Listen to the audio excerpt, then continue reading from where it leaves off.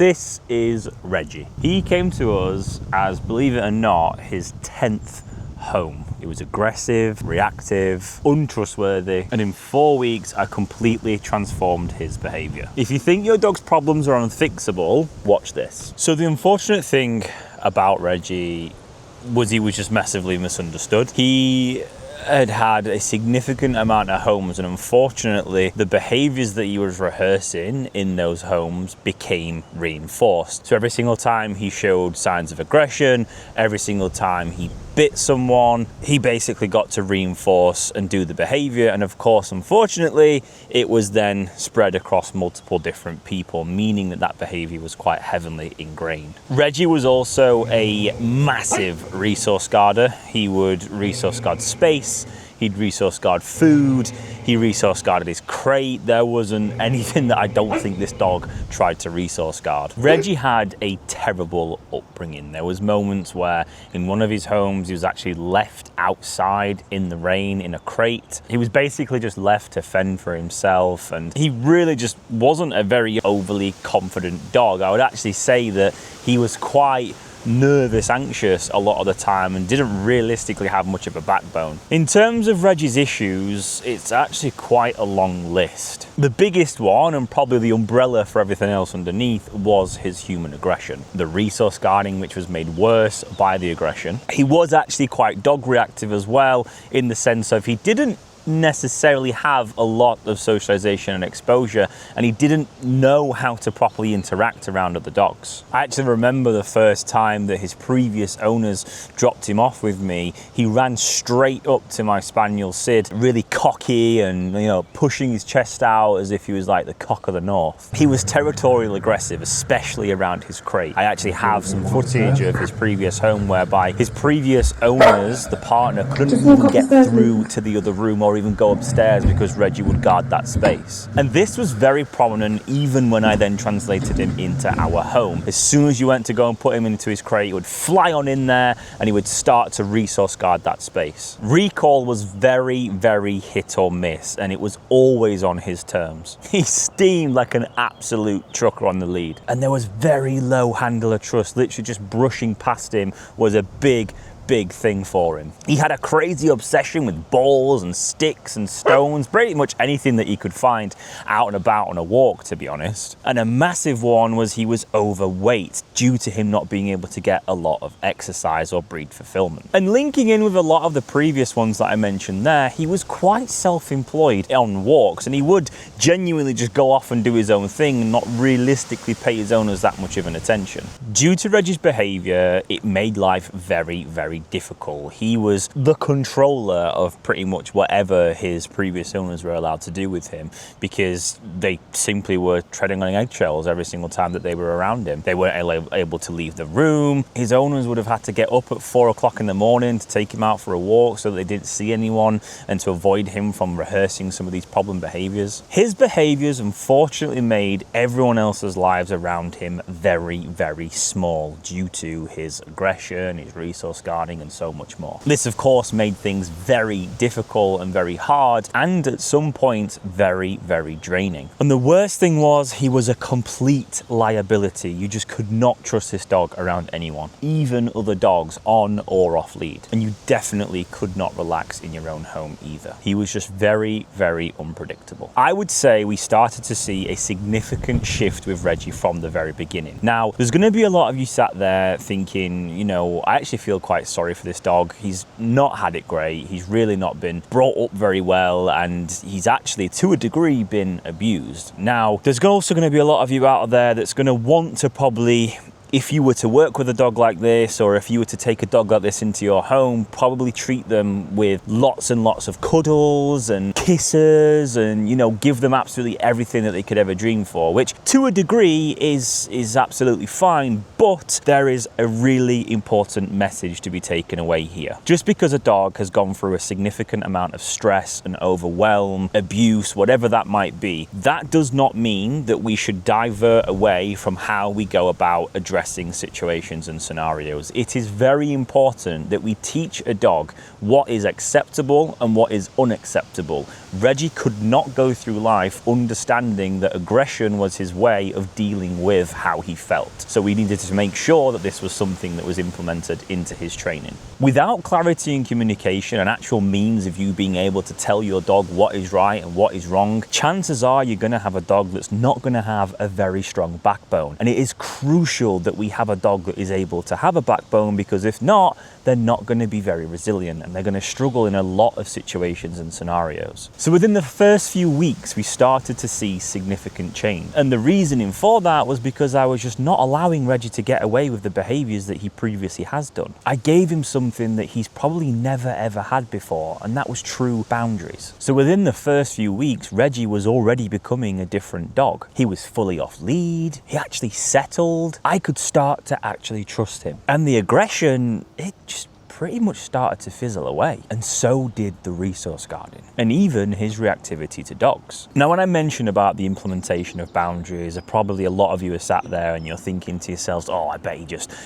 had it in a crate and rotated every now and again, didn't allow the dog to go through the door before he did, wasn't allowing the dogs on sofas and beds and all that kind of jazz. No, that couldn't be any further than the truth. All I did with this dog was just communicate with him in a way in which he understood, showing him what is acceptable and what is unacceptable. I taught him the means of, look, this is what happens when you get something right, and I also showed him what happens when you get something wrong. And by combining the two, it created a plethora of communication for this dog to understand what was right and wrong. So the turning point was when I gave him boundaries, which in theory gave him more freedom, not less. It gave him more off-lead time, which made for more fulfillment, and that equaled less aggression. It sounds really counterintuitive, but I promise you it works. Before anything else, it was very important that we actually established a means of trust with Reggie.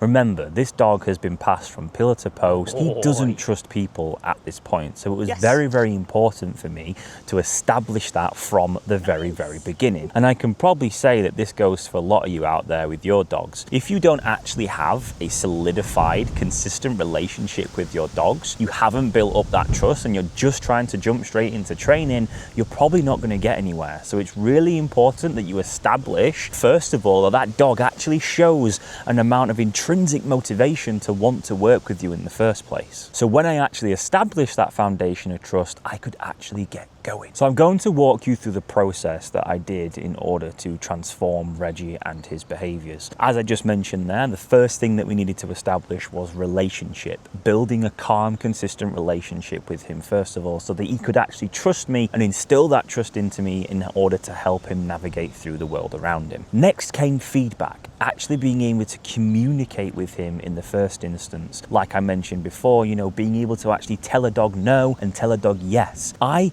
honestly believe if you know how to do this with your dog, you can consistently tell them yes, but you can also consistently tell them no, and you know how to fulfill them.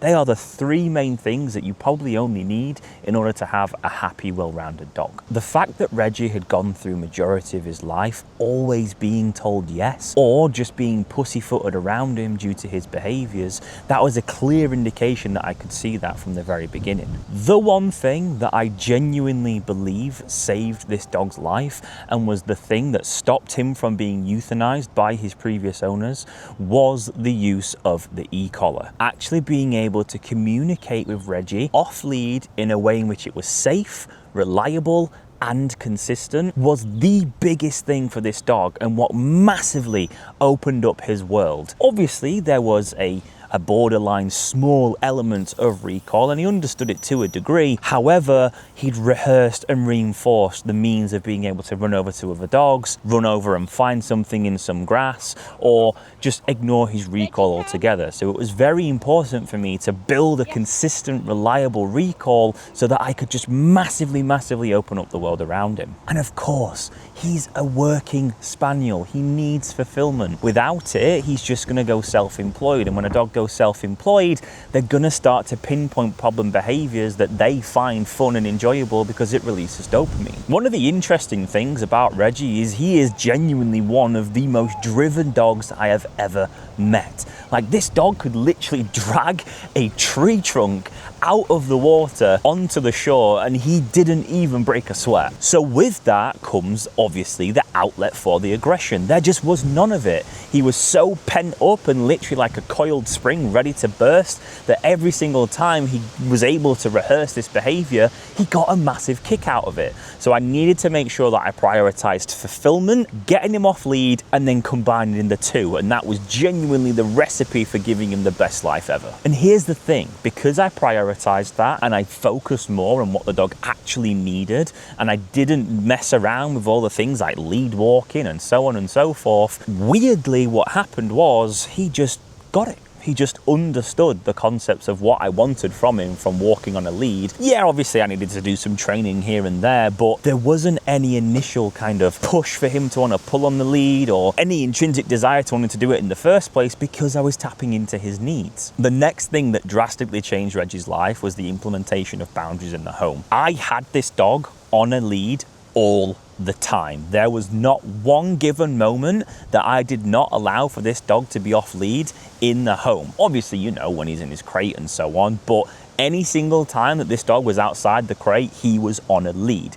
And this is so very, very important, especially for you guys out there that have got dogs that resource guard. If you're giving them all these opportunities to go and rehearse these behaviors, of course they're going to rehearse them. So for you to put a stop to their ability to try and rehearse them, put in a boundary, utilize a leash, because a leash is then going to take you out of the equation and you can communicate with your dog effectively without any means of conflict. So from having him on a lead, it decreased the likelihood of him being able to do the behaviors in the first place. Prevention is better than the cure. Something else that I did with him was actually show him how to regulate his nervous system. I taught him to settle, something that was very, very important, as this was a dog that was very dysregulated, had a very dysregulated nervous system. And as a result of that, he was constantly cycling through cortisol and stress and not actually able to switch off, which if you think if he's having all these big, massive reactions from his aggression and then not being able to recuperate cognitively from it, it's literally just going to be a recipe for disaster. The moment that I realized Reggie's life opened up for the better was when he actually started to trust the process. Once I managed to get him to recall, once I was able to actually fulfill him and give him an outlet for his desires, that is when we started to see that true shift. Because in his mind, he figured out that all the best things come from me. Not this person that's coming in to cause him conflict, but this person that's coming in to massively open up his world. So he just didn't need to be aggressive or independent anymore. So you might be wondering, what is Reggie's life like now? He's fully off lead and can be trusted anywhere. He gets proper fulfillment as a pet gun dog should. He can explore and settle anywhere. He's trusting with humans. He's absolutely fantastic with dogs, and I actually use him for training other people's dogs in one-to-ones. He doesn't run up to them, and he can be neutral when he needs to be. He can recall from dogs and wildlife. He's got a regulated nervous system, and he's just living a life that most dogs never will. And the most important thing, and the thing that is most important to me, is the dog is happy. And that was all achieved in less than a month. What does Reggie's story actually prove? So Reggie went from being a massive liability to one of the most reliable dogs that I actually know in just 4 weeks. And most of you have a dog that just pulls or has dodgy recall. Imagine what is possible if you just put in the work. So if you've got a dog with problems, no matter how big or how small that might be, it really doesn't take as much work as you think. And this guy right here is living proof of that.